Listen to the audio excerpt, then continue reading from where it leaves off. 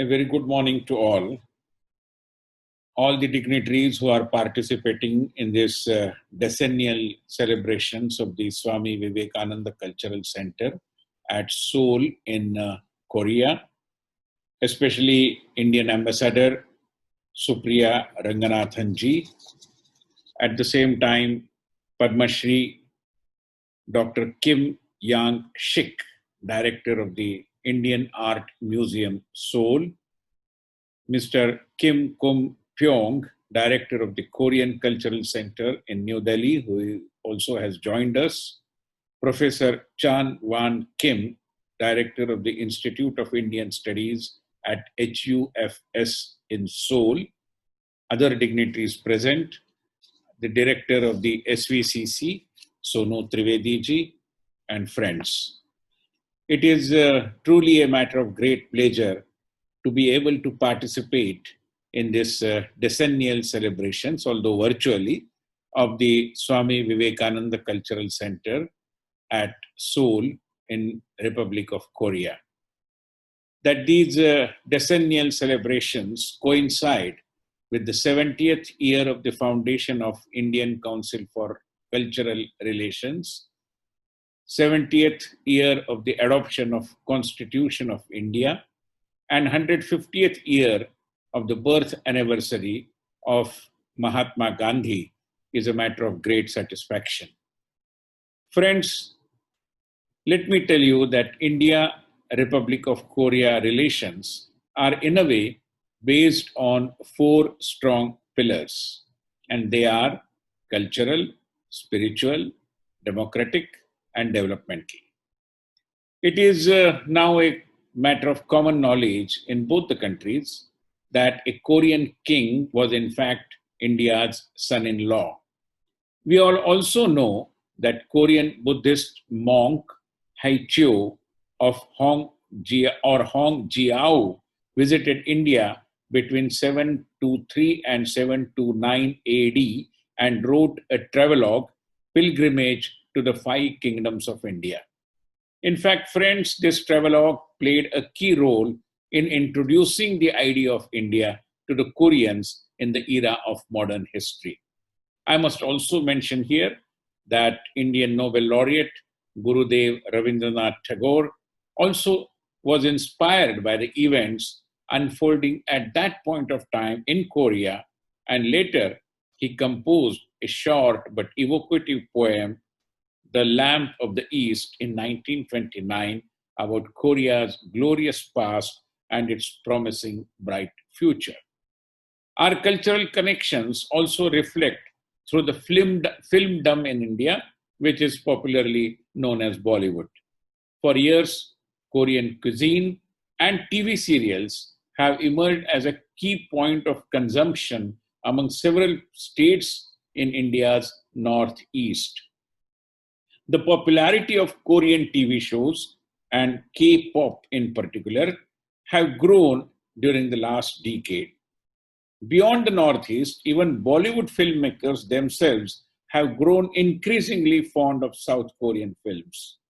Popular movies produced by South Korea have been adopted and reproduced in Hindi cinemas, and many of them became blockbusters winning awards and international recognition. A Korean hit, A Hard Day, was made as Oh My God by director Umesh Shukla, which won many accolades. In 2015 alone, as many as 9 Korean films were adopted in Hindi, some of them becoming the biggest grossers at the box office. Of course, this is not to say that Bollywood films have no impact in Korean civic space. In fact, some movies like Three Idiots by Amir Khan and My Name is Khan earned excellent reviews in Korea. Indian movies, Stanley's Tiffin Box, God's Own Child, and The Robo also earned critical acclaims in recent film festivals in Seoul. Indeed, films, music, cuisine, among other cultural affinities, have a huge potential to drive and deepen people-to-people relations and can act as a bridge between India and South Korea. This, of course, requires greater efforts from both the sides. In fact, I must say here that cultural relations essentially are the backbone of people to people relations.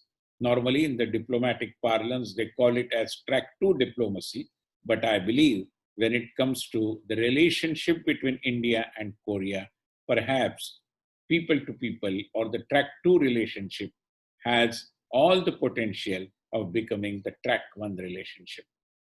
Friends, now let us discuss the spiritual relationship. And spirituality also has played a key role in the bonding between India and the Republic of Korea. There are records to suggest that after the introduction of Buddhism to Korea, many scholars and monks exhibited great enthusiasm for visiting India and to learn more about Buddhism or the pilgrimages or visiting places of importance in the life of Gautam Buddha. Some Korean monks set out for India, as the records tell us, as early as in 6th century AD. The monk Kyomik was the first to visit India, I am told. He studied the Vinaya text, first going to the Sanghana temple of Central India, where he collected the Sanskrit text of the Mahisaka Vinaya. Later, an Indian monk, Devadatta Pai Da Duo, came to Korea with Kyomik, where he translated 72 books of the Vinaya under the patronage of the King Song of Pai Je. From the early 8th century onwards, Korean Buddhists showed a keen interest in India, as the history tells us. The cultural bridge between the two countries grew from there onwards. Buddhist monks being credited for nurturing this relationship is a matter of fact. Biographies of eminent monks of the Tang dynasty in this part of the world recorded the brief histories of some 56 pilgrims who went to India. Among these was a prominent Korean monk as well. One of the most unexplored areas of cooperation to strengthen ties, as the researchers in Indo-Korean relationship tell us, is democracy. In Asia, India and South Korea are strong democracies. They share common values and have been seen above convergent interests in the region. As middle power democracies, as what they say in Asia, where there are growing and the common threat from authoritarian non-democratic powers, and we know all of them, democracy building and cooperation can be a critical platform. The region, which is already experiencing the evolution of a democratic bloc in the name of Indo-Pacific Quadrilateral involving India, Japan, Australia, and the US, needs the support of other middle powers. And I'm sure the support will definitely come in the days to come. A steady decline of liberal democracies, the rapid rise of authoritarian regimes in certain parts of the world, and the growing uncertainty over the continued support of advanced democracies, and a host of other factors have contributed to the rising relevance of non-Western democracies, or what they call as middle powers. India and Korea, friends, with this possible inclusion of even countries like Japan, I'm sure can fill this space. Now I turn to the developmental relationship.